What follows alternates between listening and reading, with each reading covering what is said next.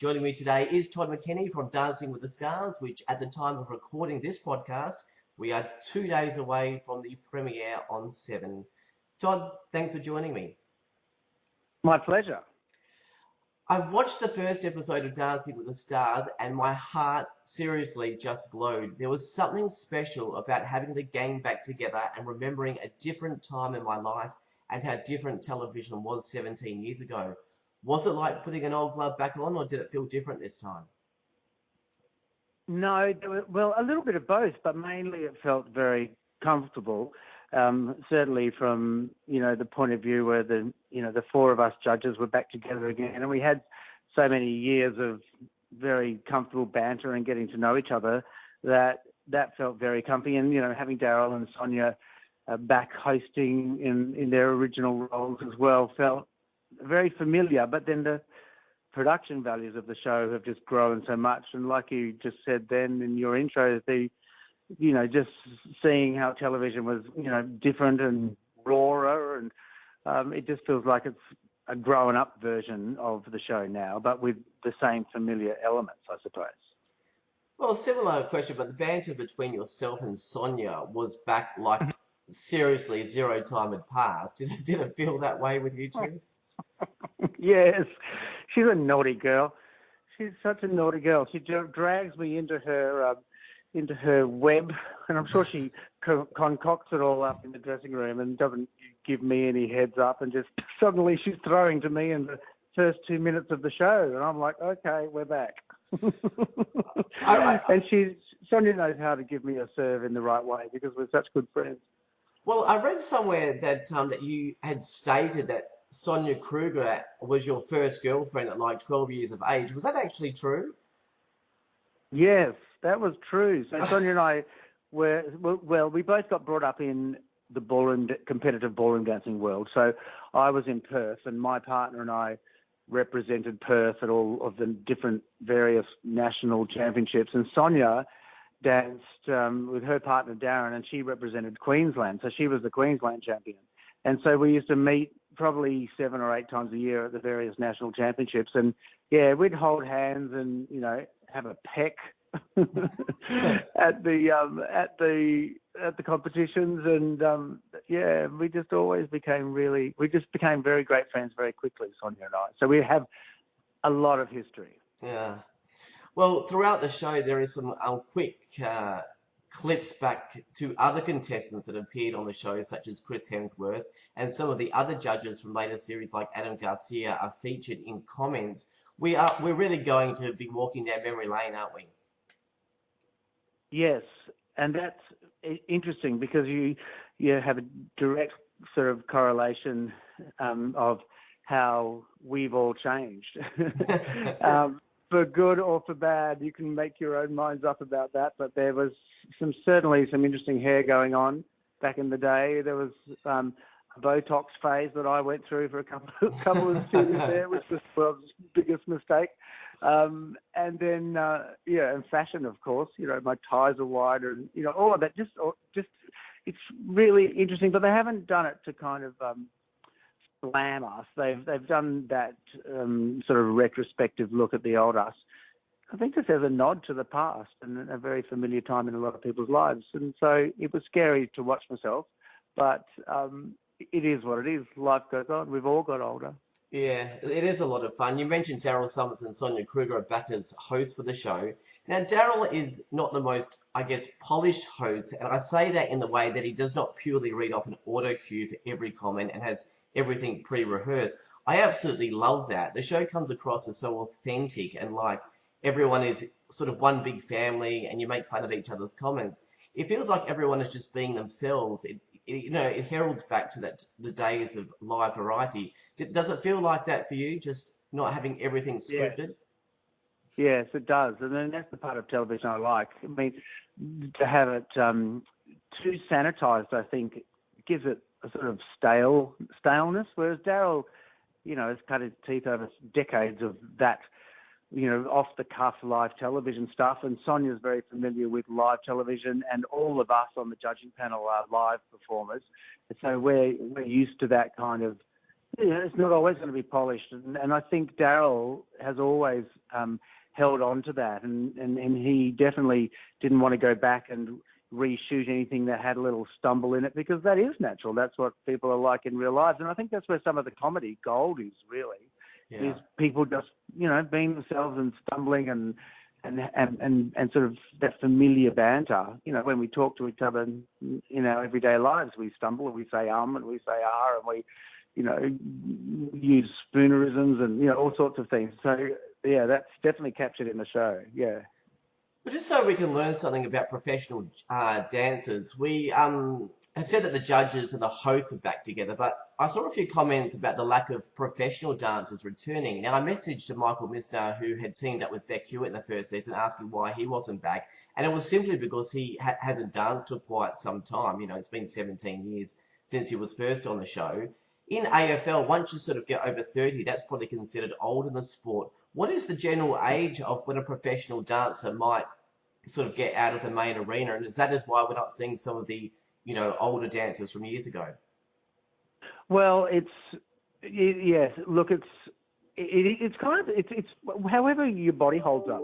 Your body really dictates, and your mental attitude to a degree, but mainly your body dictates really how long you can stay at your prime and how long you feel like you're representing yourself in your chosen field in the right way and contributing in a positive way. So a lot of the professional dancers that I know sort of start to bow out around 40 and start to, because that's when the niggles happen. We thrash our bodies as dancers, especially ballroom dancers. They're lifting girls, they're spinning partners around, they're contorting their bodies into weird and wonderful shapes. That has a shelf life, and that does end up playing havoc on your body. I mean, I'm having to slow down my dancing at the moment because I've got really bad arthritis in my big toe. And I know that it doesn't sound like much probably to anybody who didn't use their big toe, but my big toe is very important to me. It's my takeoff and landing leg, and I use it, to dance. So I've been able to adapt what I do because I sort of sing and sort of more broadly entertain these days than just hanging my hat on and dancing. But I don't know, it's your body's going to tell you when it's time to hang up the razzle dazzle. Well, let's get to the question that people have, and I have a feeling that you've been asked this a million times, but here we go. There is very mixed reviews about having Schapelle Corby as part of the show, even if she should be called a celebrity. Do you think she deserves a spot on the dance floor, or do you think this is an executive decision for, I guess, stunt casting to get people talking about the show? I think it's a bit of both. I think it's up to it.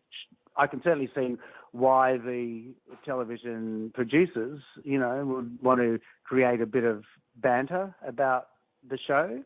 That's just how that works, and I can also understand that the decision ultimately lands in Schapelle's lap, how she wants to play it and whether she wants to remain in the public eye in some way or whether she wants to sort of bow out and sort of, blend in. And she's chosen through her own free will to accept the offer.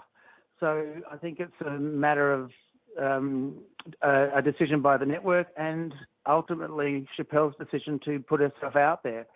I don't think she's under any misguided sort of understanding that it's not going to cause controversy, because I think having a look at her socials and having a look at people's reactions on the dancing website socials and socials, she certainly is copying it, but that's what she's decided to do. And my job is to judge her without fear nor favour and do my job. So I don't really embark on the whole having an opinion about whether she should or shouldn't be there. My job is she was there, and I've been asked to adjudicate her dancing, so I did it very fairly. Fair enough. Look, I want to ask you about your scoring.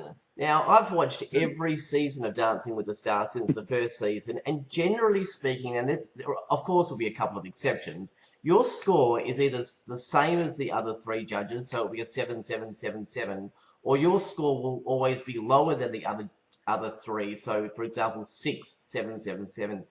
It's very rare for you to score higher than the other judges. Is That a fair assessment? And if you agree, why do you think you score lower? Is it higher expectations on your part, or is it just a personal view that you don't think the contestant is quite up to the same mark as what the other judges think?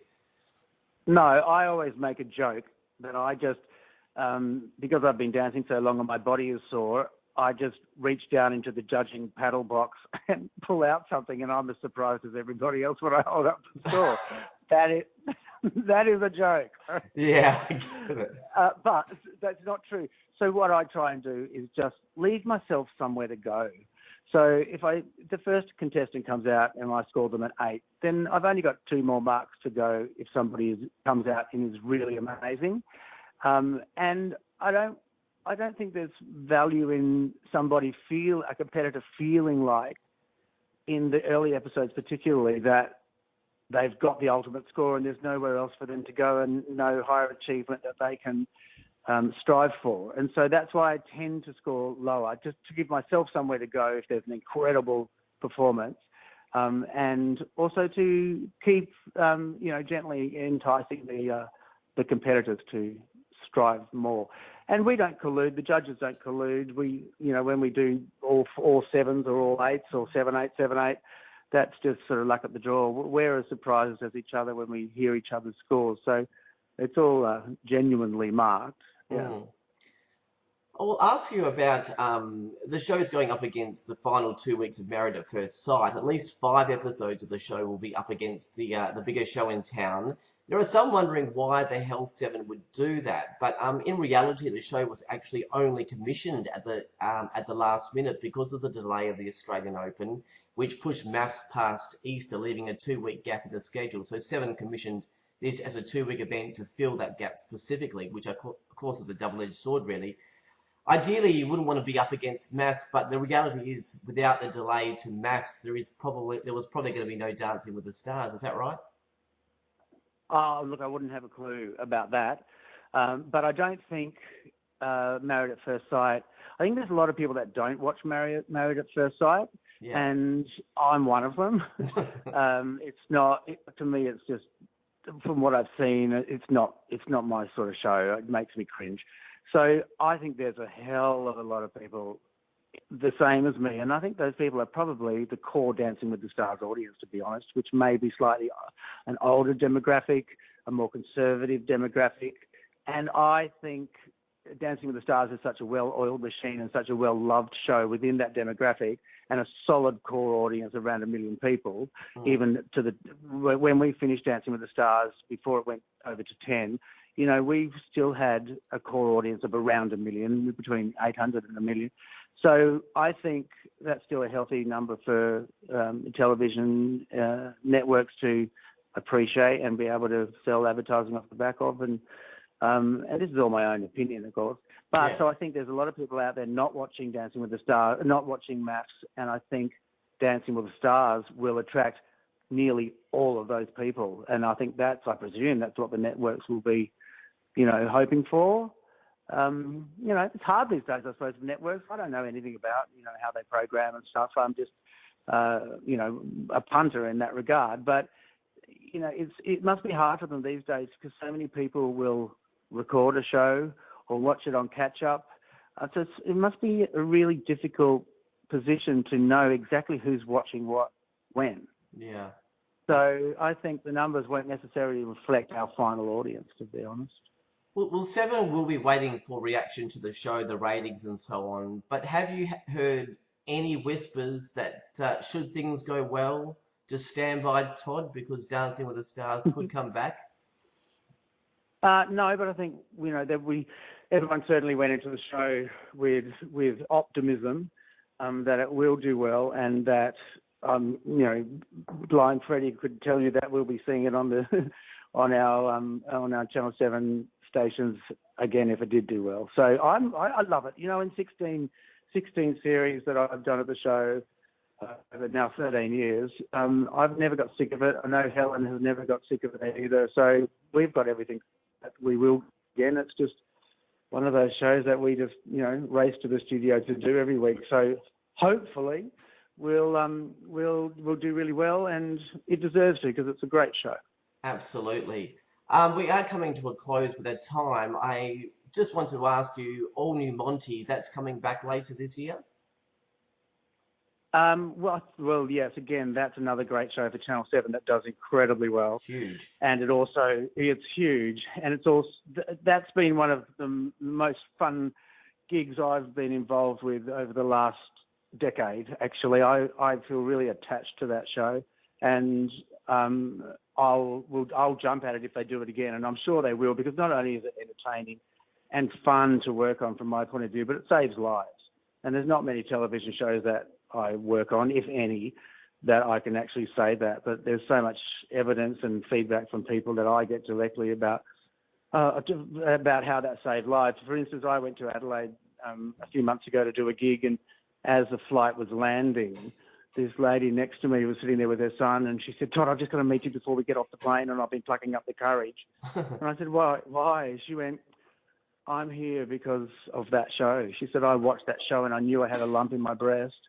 And I said to my partner, well, I'm going to tell you now, I've got a lump in my breast. I should go and get it checked." And she got it checked the next day, and she was waiting for Christmas to go by, and she was going to have a double mastectomy. She had breast cancer. And she said, "I wouldn't be sitting here with my son if it wasn't for that show." So how many shows can you sort of say that about? And that just makes me feel like $1 million. And so, yeah, if that goes again, I'll be front and centre for sure. Second last question. I believe you filmed a series called Mates on a Mission with some of the other guys from the All New Monty. That was a little while ago. Is that still possibly coming up to air? Well, yes, I hope so. Apparently it's really great. I haven't seen the final edit of it. It was hilarious to shoot. Absolutely hilarious. We had some other episodes to shoot of that, to finish that strip of shows. And we'd only done part one of it, so I don't know whether they're waiting for COVID, of course, because that was all shot internationally. And so we can't travel internationally at the moment. So whether they're waiting for international borders to open again so we can finish the other three, or whether they'll just put the three that they've got to air. Now, I'm not sure, but it was really funny to shoot. And if it comes on air, Mates on a Mission, check it out, because it was hilarious. Awesome. So just to draw to a close, final question. Dancing with the Stars is back. What can we expect? Is it a high level of dancing and judging because it's an all-stars? Is it a trip down memory lane, lots of banter, lots of silliness, or all of the above? Well, all of the above. The two things to look out for are the level of dancing from the all-stars, but also from two of the wild cards were just of a standard of professionalism that I haven't seen in non-professional dancers before. So the level is incredible right from the very beginning. And also, I think you'll be interested to watch Chappelle Corby's first dance. That's all. I'll leave that at that. Oh, there you go. So as I said, I did watch the preview episode, but it got right to the end, and it was just about to say the contestant that got cut, and then it cut away and said, "I'll have to watch it on Sunday night." Unbelievable! How dare they? It was I can't believe television producers would do that. Unbelievable. Well, Todd, I really hope the show does well. It's so good to see the gang back on our screen in the way that Seven have done it, with so much nostalgia.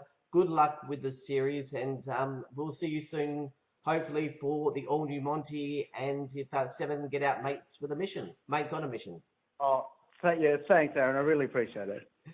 That was Todd McKenney from Dancing with the Stars, which will air over a 2-week period from April 11th on 7. I've seen the first episode, as I said, and I can genuinely say it was nice. It was like putting on a nice pair of old Ugg boots. It was fantastic. It really was an enjoyable episode, and it's going to be a great season, I'm sure. They flew through that episode. It definitely does not feel like 90 minutes. That's what I'll say. Thank you so much, Todd.